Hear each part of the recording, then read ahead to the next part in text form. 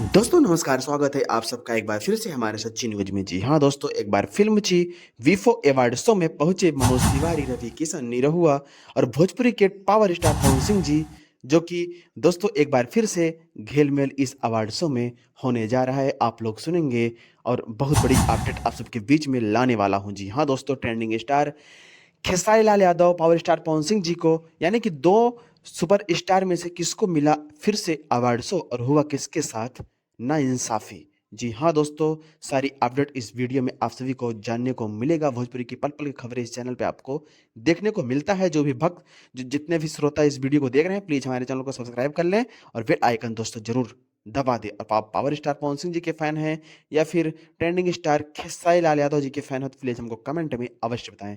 दोस्तों वीफो फिल्म ची, जो कि एक बहुत बड़ी म्यूजिक कंपनी है, उसका अवार्ड शो था जिसमें छोटे से छोटे, बड़े से बड़े सुपर स्टार वहां पे मौजूद थे अवार्ड शो के लिए, जैसे कि अमरपाली, निरहू, रवि किशन, मनोज तिवारी जी, भोजपुरी के माने जाने अभिनेता पावर स्टार पवन सिंह जी और ट्रेंडिंग स्टार खेसारी लाल यादव जी और चिंटू पांडे, राजा राजकुमार पांडे जी, जो कि डायरेक्टर प्रोड्यूसर हैं। जी हाँ दोस्तों, और इस अवार्ड शो में मिला है खेसारी लाल यादव जी को और पावर स्टार पवन सिंह जी को ही पुरस्कार के साथ साथ बहुत बड़ा अवार्ड।